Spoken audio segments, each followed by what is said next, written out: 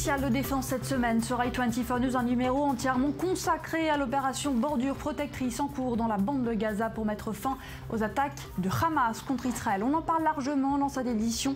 C'est juste après ce tour du monde de l'actu défense en 1 minute.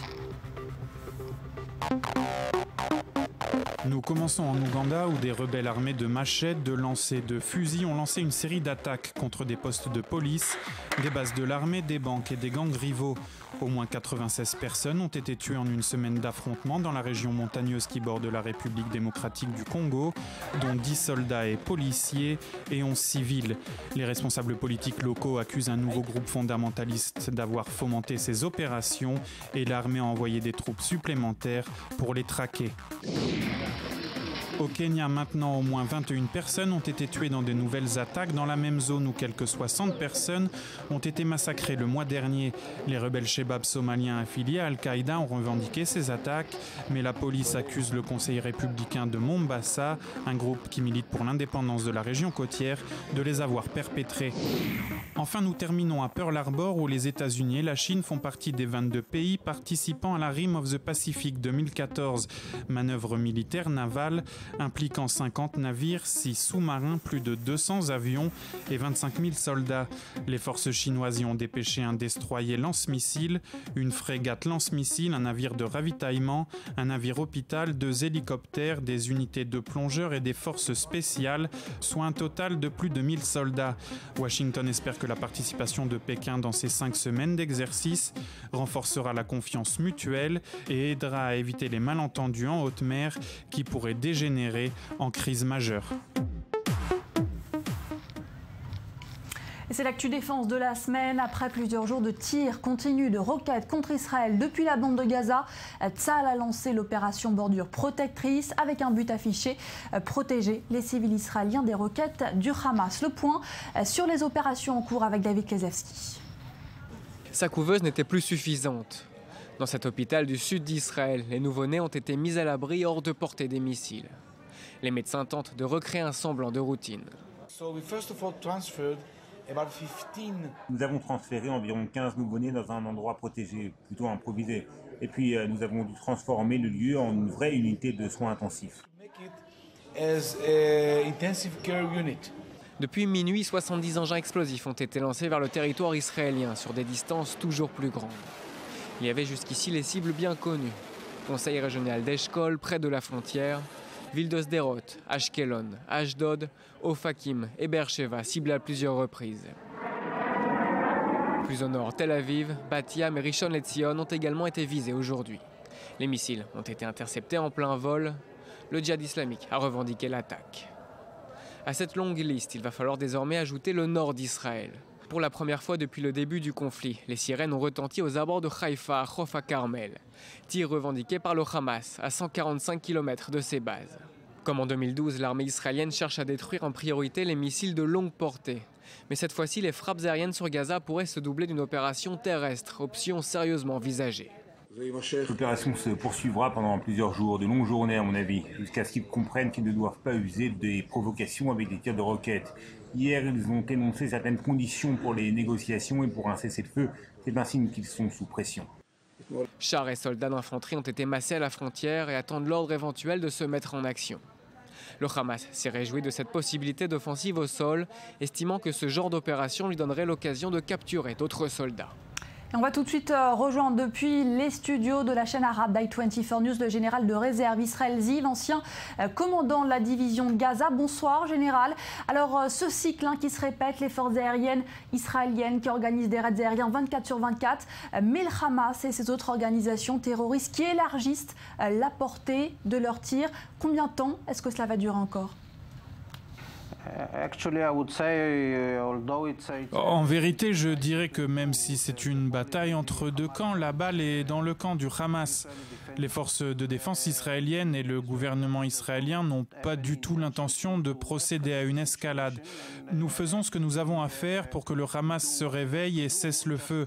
Bien évidemment, s'il y a besoin, nous maintiendrons les frappes aériennes le temps qu'il faudra. Nous sommes même prêts pour une intervention terrestre si besoin est. En tout cas, pour la première fois dans l'histoire du conflit, l'histoire récente du conflit entre Israël et le Hamas, on a assisté à une tentative d'attaque terroriste depuis la mer, près de Zékim. Est-ce que le Hamas tente de surprendre Israël ? Oui, c'est un peu toujours la même histoire. Le Hamas essaie d'apprendre de ses dernières expériences et tente de surprendre Israël. Malheureusement pour eux, comme nous le voyons, Israël est préparé à cela grâce à un bon service de renseignement et une bonne analyse de leurs capacités, et aussi grâce à une bonne préparation à leurs nouvelles attaques qui ne sont pas vraiment des surprises. Quelque part, le Hamas n'apprend pas, ils n'ont pas le même niveau qu'Israël et ils ne l'auront jamais. Militairement, le Hamas ne sera jamais comme Israël et certainement pas via cette méthode de terreur. La question est, est-ce qu'ils apprennent? La réponse est non. Ils sont ce qu'ils sont. C'est une organisation terroriste. Ils font de la résistance à chaque fois qu'il y a un conflit au lieu de protéger leur population puisque c'est leur devoir en tant que gouvernement. Ils reviennent à leur vieux modèle, à l'ADN même de ce qu'ils savent faire, c'est-à-dire du terrorisme. Alors face à cette menace terroriste, eh bien, de hauts responsables militaires affirment qu'il n'est plus qu'une question d'heure avant que l'on décide si oui ou non il va y avoir une incursion terrestre dans la bande de Gaza. Quelle est votre évaluation ? Oui, mais je pense que personne ne va prendre rapidement une décision de manière à répondre à l'escalade. Mais est-ce qu'on s'y prépare? Oui, bien sûr. Pourquoi? Pour deux raisons. La première, c'est la menace, parce qu'au final, le Hamas est basé à Gaza et que tant qu'il tient Gaza, il a le territoire pour agir et Israël doit se préparer pour cela. Deuxièmement, si on le doit, parce qu'à un moment donné, il le faudra, nous ferons une opération terrestre afin de complètement réduire les capacités du Hamas. Alors justement, concrètement, qu'est-ce qu'une opération terrestre va apporter de plus que cette opération aérienne qui est déjà en cours ?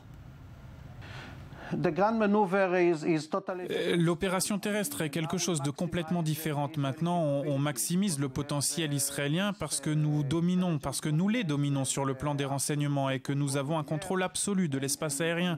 Je pense que la balance penche du côté des forces de défense israéliennes une fois que nous passerons à l'offensive terrestre. C'est une autre histoire car Israël a toujours l'avantage, mais il y a d'autres éléments à prendre en compte.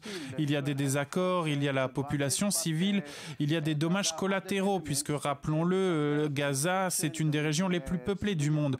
Donc ce sera difficile, c'est pourquoi Israël n'est pas pressé d'en arriver là. Mais on peut toujours maintenir la domination et ce ne sera pas un gros problème de les battre. J'espère que le Hamas est conscient que ce ne sera pas militairement un problème pour Israël de les stopper. Merci beaucoup, général de réserve Israël Ziv, ancien commandant de la division de Gaza. Des centaines de roquettes ont donc été tirées contre Israël la semaine dernière. Elles ont touché les grandes villes du pays, mais aucune victime n'est à déplorer. Ce bilan miraculeux, eh bien, les Israéliens le doivent à un système d'interception de roquettes. Il s'agit du dôme de fer. Focus avec Maxime Pérez. C'est l'arme absolue d'Israël dans cette nouvelle guerre livrée aux islamistes du Hamas.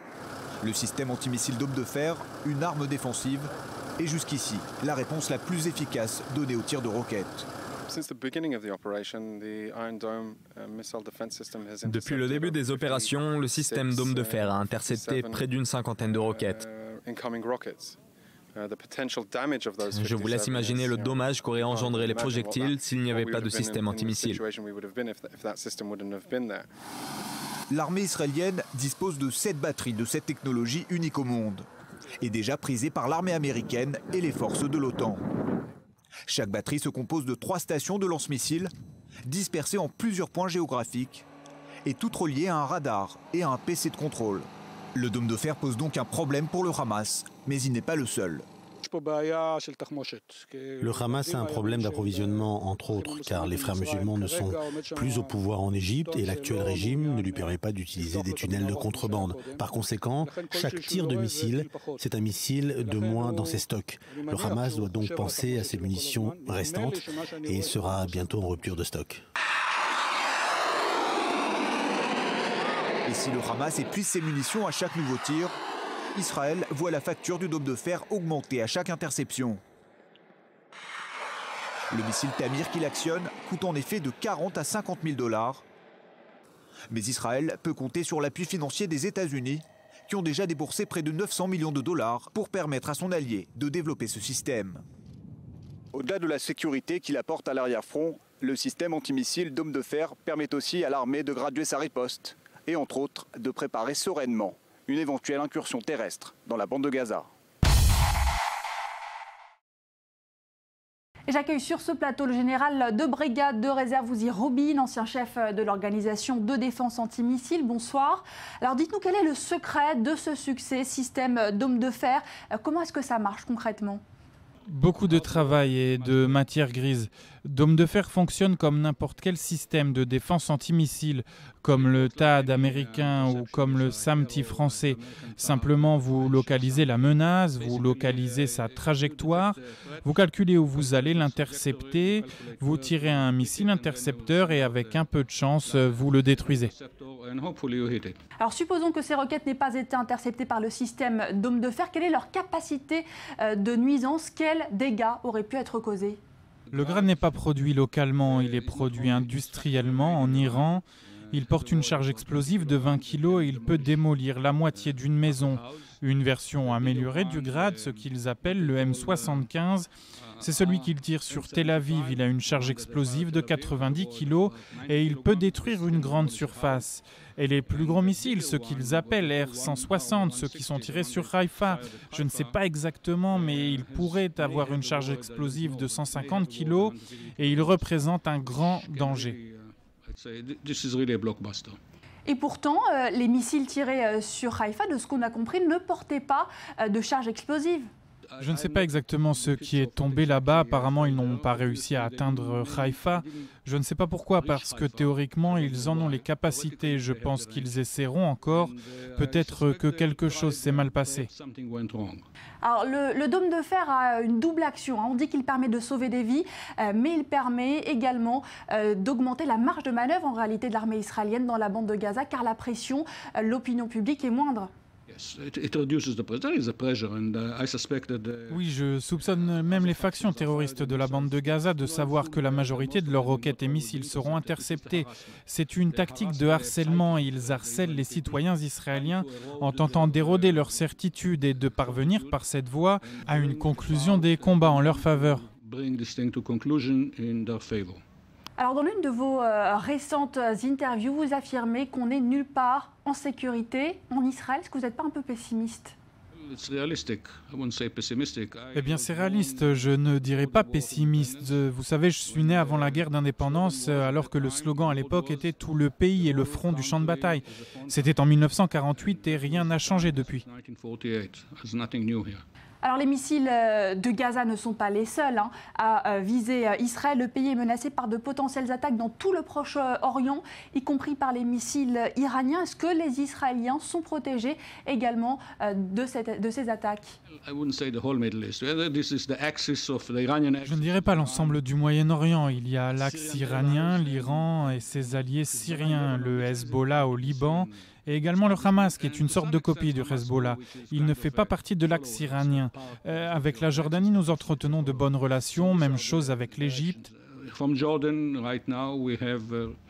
L'Arabie saoudite a des missiles, mais ils ne sont pas pointés contre nous. Ils sont dirigés contre l'Iran, ils ont leur propre guerre contre l'Iran. Nous sommes menacés, mais pas de partout.